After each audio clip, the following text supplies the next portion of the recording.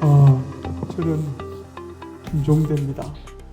보시다시피 태어나서 6개월 만에 장애인이 되어가지고 학교 다닐 때도 많은 사람들 도움을 받고 자랐고, 그리고 또 세상을 살아가면서도 많은 사람들한테 도움을 받았습니다. 그래서 이런 도움들을 어떻게 보답할까 그런 생각을 하면서 사회적 약자들의 관심이 많은 단체 YMCA에 관여를 쭉 하다가 이것보다도 좀 더 좋은 어떤 제도가 없을까 그렇게 생각하는 상황 속에서 91년도에 지방의회가 새로 부활이 되었습니다.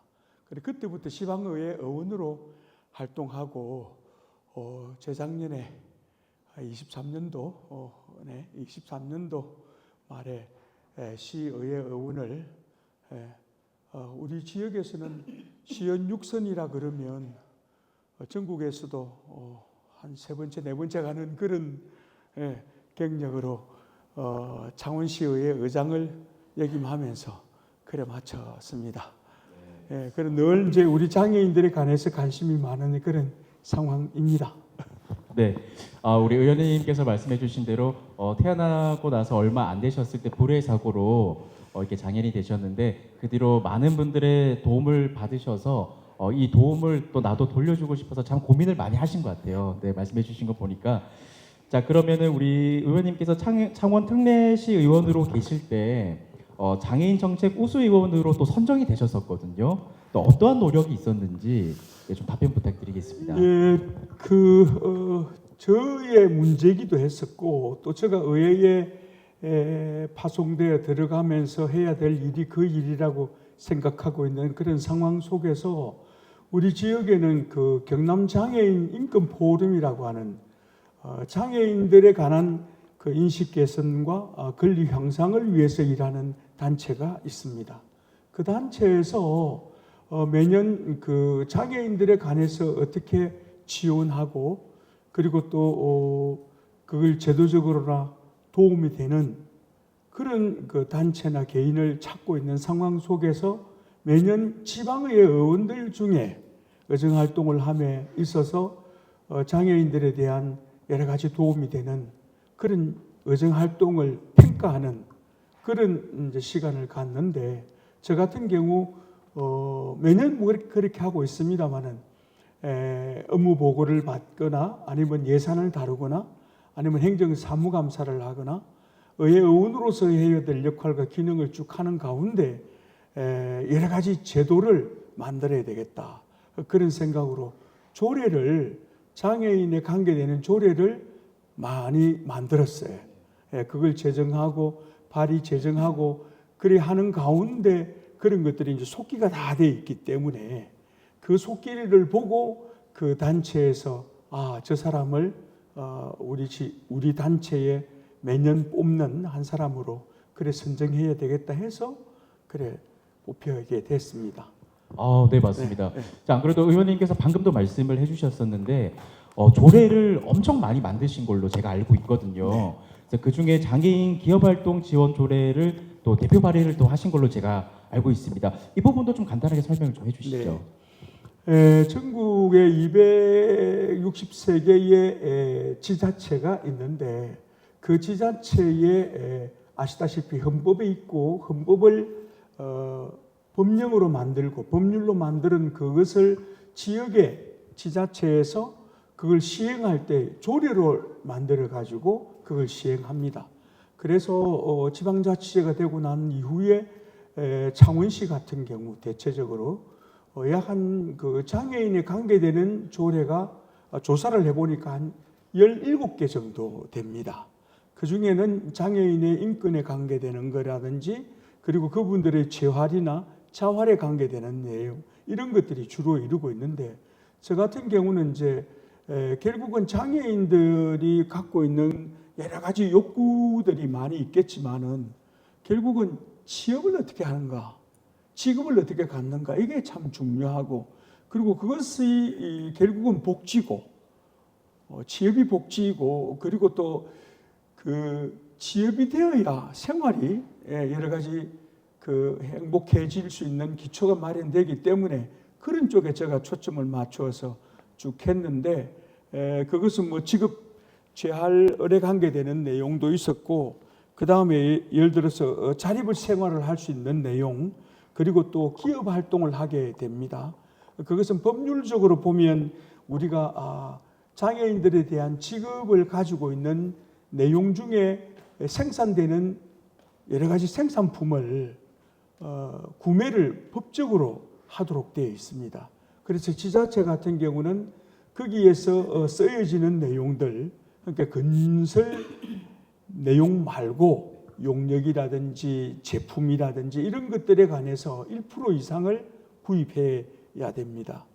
그 법적으로 그렇게 되어 있어서 그리고 이제 매년 그 각 부서마다 어떻게 장애인들이 만드는 생산된 물품들을 구매할 것인지 우선 구매 계획서를 내라 이렇게 해서 그것을 이제 쭉 이렇게 받았다가 연말 같은 경우 그것이 어떻게 실행이 됐는지 이런 것들을 실적을 평가하고 그리고 그 조직을 평가하는 데에 기초를 삼는 그런 역할을 하게 되는데 그것을 이제 조례로 만들고 저는 이제 꼭 이것에 관한 것도 있었지만은 23년도에 이제 말에 그만둘 때쯤 해가지고는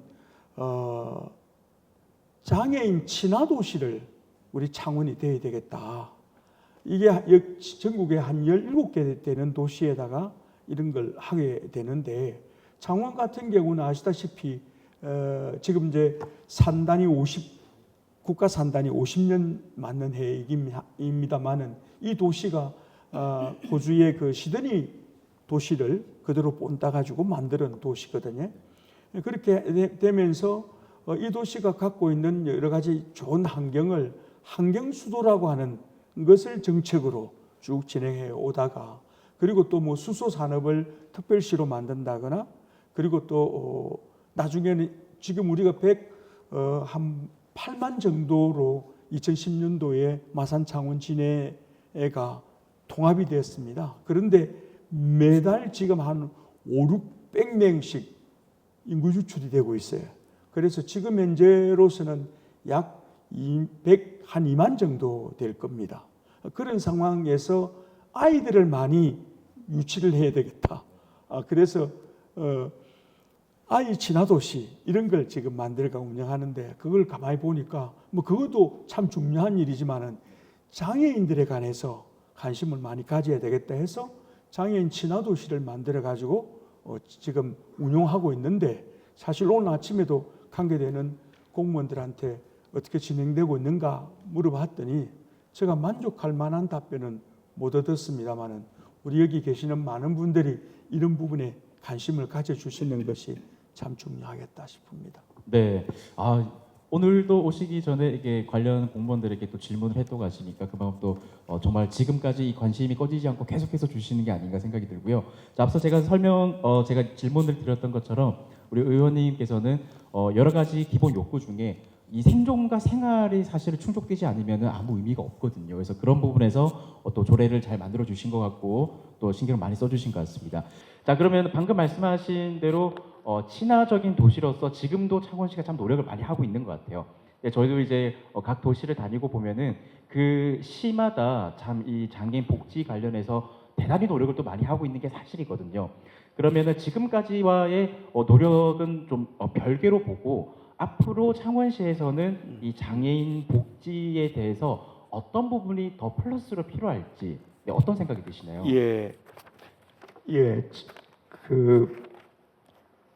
이번에 총선에 이제 임해 가지고 이 내 개인적인 어떤 바람이나 이런 것보다는 지금 경상남도에 그 23개의 장애인 단체가 있습니다.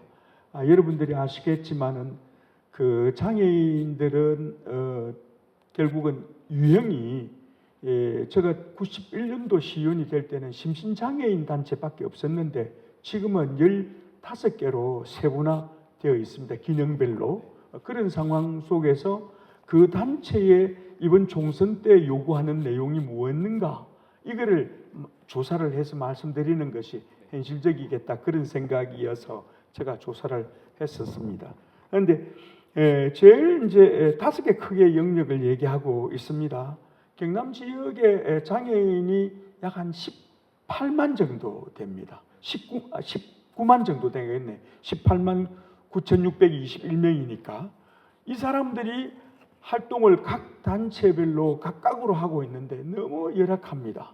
왜냐하면 공간도 가져야 되고 그 다음에 이런 교육장도 있어야 되고 여러 가지 해야 될 일이 많아서 이거를 계속적으로 경남 장애인 이렇게 공간을 예를 들어 뭐 전체가 같이 움직일 수 있는 종합 회관 같은 거를 만들어 달라고 요구를 계속하고 있는데 이게 잘 안 되네. 지금 이제 전국적으로 보면 조사를 해보니까 지금 많은 7개 도에서는 다 이걸 하고 있습니다.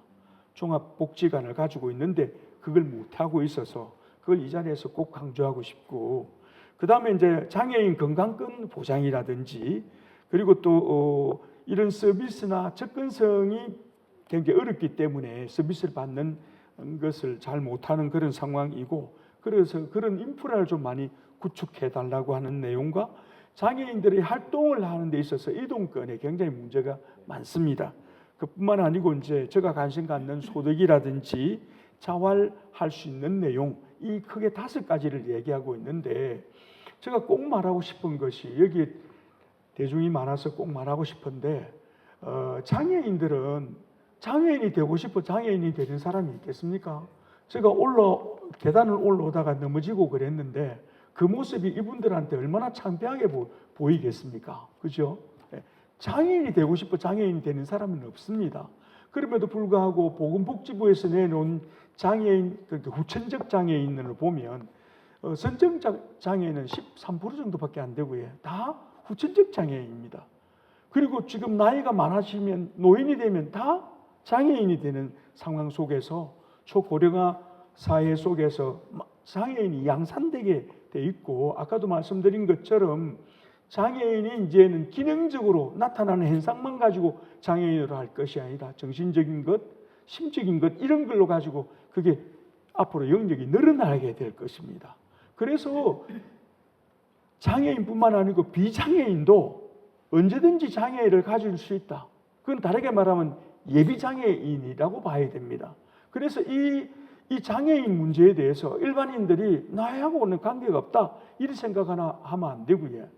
우리 창원만 하더라도 그 5만 명 정도 되거든요. 5만 명 넘습니다. 5만 한 392명 정도 되는데 여기에 가족까지 치면, 그리고 또 보통 그렇습니다. 데이터를 내는 거 보면 그건 세계적인 데이터입니다만은 한국도 마찬가지고 전 인구의 10%가 장애인이다 이렇게 이야기합니다. 그런데 그것이 양산되고 있는 상황 속에서 장애인 문제에 대해서 우리가 다 신경을 써야 되고, 오늘 같은 이런 프로그램 장애인들에 대한 인식 개선을 하는 것, 법적으로도 지금 이렇게 하도록 되어 있지 않습니까?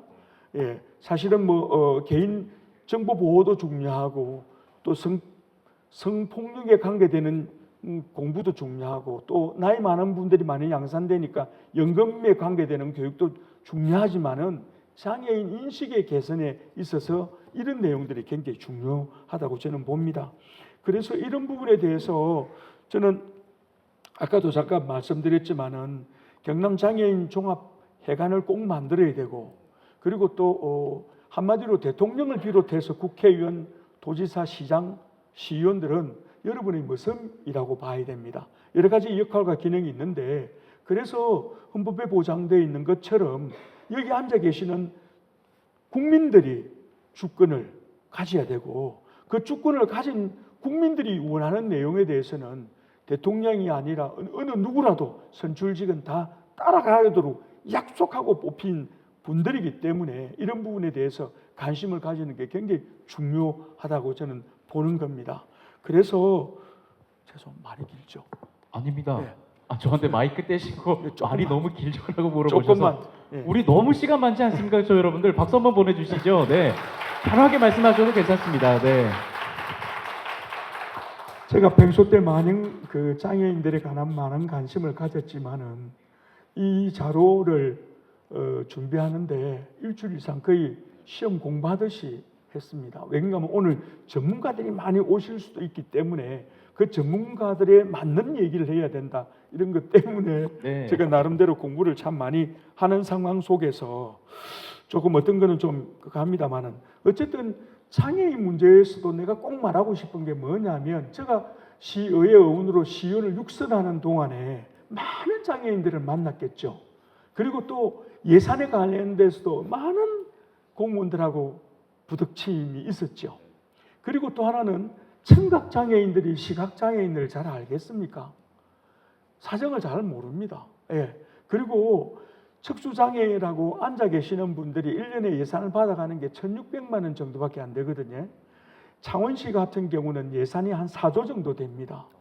그리고 전체적으로 지금 복지 예산이 계속 늘어나고 있긴 하지만 2010년도에는 한 2% 정도 됐는데 그것이 계속 올라가가지고 지금은 40%가 넘었습니다.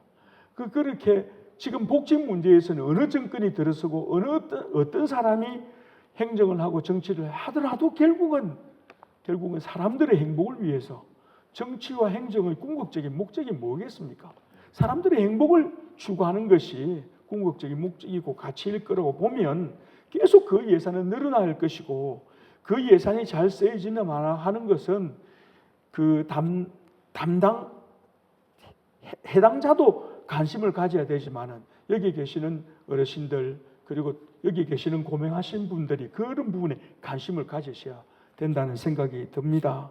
그리고 실제로 이분들의 자립을 할 수 있도록 해야 되는데 왜냐하면 이분들이 아프거나 자립을 하지 못하면 여러분이 세금을 많이 내야 됩니다.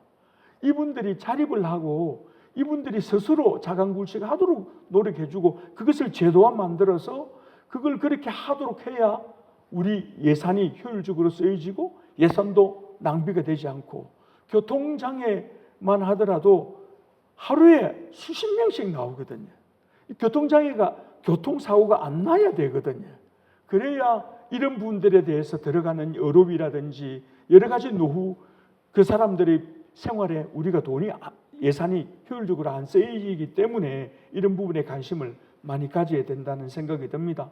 그리고 이제 사실은 이런 분들이 직장을 갖는 데는 굉장히 어려움이 많습니다. 할 수 있는 기능적으로 할 수 있는 능력이 한계가 있기 때문에 이런 분들을 일을 잘 할 수 있도록 예를 들어서 창원시 공무원들 중에서 공공기관에는 2% 이상 나중에는 지금 3.2%까지 갔습니다. 장애인들을 고용해야 됩니다. 예, 해야 되는데 이 사람들이 와서 공무원 시험은 잘 치고 점수는 많이 받겠지만 실질적으로 와서 공무원으로서 행정 행위를 하는 데 있어서 매우 여러 가지 어려움이 많습니다. 그래서 장애인 고용 촉진 공단에서 이 사람들에 맞는 맞춤형 여러 가지 기술을 기구를 만들어서 제공하고 있습니다. 그래서 제가 의정 활동하는 가운데 요 창원시에 있는 공무원들하고 경남 고용촉진공단에 관계되시는 분들하고 많이 미팅을 시켜가서 많은 것들을 개선하고 그렇게 하다가 보니까 어떤 사람은 휠체어 타고 어머님께서 매일 출근을 시키고 퇴근을 시키는 그런 장애인이 있었는데 그분이 계속 앉아서 일을 해야 되는 상황 보고 현장 나가라 할 수 없지 않습니까? 그런 여러 가지 각각의 장애인들이 갖고 있는 특성이나 그 사람들이 갖고 있는 여러 가지 어려점들을 해결해 줌으로 해서 사회에 기여하게 되고 사회가 아름다워지는데 기여하면서 그분은 개인적으로 인간으로서의 가치를 창출하게 되고 그것을 통해서 많은 사람들이 서로 행복해질 수 있는 그런 사회가 결국은 인식 개선을 통해서 이루어져야 되는 그런 상황이죠. 그래서 제가 볼 때는 여기 오신 분들은 어떤 측면에서는 제가 볼 때 어떤 목적으로 어떤 상황으로 오셨는지는 알 수 없지만 너무 잘 오셨고 그리고 또 이분들이 저는 생각이 이분들이 우리 사회의 선각자들입니다. 이런 내용을 먼저 깨치는 사람이 선각자 아닙니까? 그리고 그런 사람이 어떤 노력을 하느냐에 따라서 그 지역의 발전과 역사 발전이 달라질 수 있거든요. 그래서 여기 오신 분들 서로를 위해서 박수 한번 하십시다.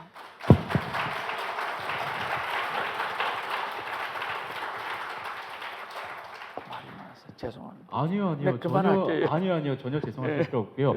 여러분들 방금 박수를 우리 의원님께서 부탁하셔서 서로가 서로에게 주셨는데, 저는 이번에 좀 제가 박수를 부탁드리고 싶은 게 우리 의원님의 열정에 제가 박수를 한번 부탁을 드리고 싶습니다. 여러분들 박수 한번 부탁드릴게요. 네. 감사합니다. 네, 말씀하실 때 열기가 느껴져요. 의원님께서 얼마나 열정을 가지고 계신지, 또 이 사안에 대해서 얼마나 또 중요하게 생각하고 계신지 제가 느껴지고, 또 이게 가져오신 자료를 좀 여러분들 아마 안 보이시겠지만은 정말 빼곡하게 적어오셨습니다. 네. 자, 아까 말씀해주신 거 조금 시간이 네, 뭐 간단하게 제가 정리를 조금 해보자면, 괜찮습니다. 네, 괜찮습니다. 조금 간단하게 정리를 해보자면은, 제가 뭐 비슷한 질문들을 각 시마다 다니면서 제가 드리고 있는데, 이제 가장 말씀을 많이 하시는 게 이제 장애인의 이동권에 대한 보장을 얘기를 가장 많이 하시는데, 이동권 얘기를 해주시면서 공간에 대한 아까 회관이라고 표현을 해주셨거든요. 회관 건립에 대해서도 또 말씀해 주셨고, 또 기타 다른 부분에 대해서도 꼭 필요하다 얘기를 해주셨고요. 네, 말씀하시죠. 예, 이동권에 관한 창원만 먼저 좀 이야기하십시다. 사실은 아까도 말씀드린 것처럼 어떻게 자기가 휠체어에 앉아서 삶을 살겠다고 생각하는 사람이 어디 있겠습니까? 그럼에도 불구하고 휠체어에 앉아서 생활할 수밖에 없는 사람들이 있습니다.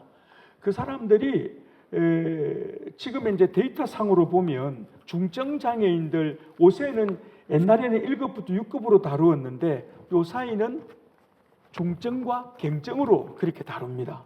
지금 창원 같은 경우는 보면 경증은 31% 정도 되고요. 그 다음에는 중증에 속합니다.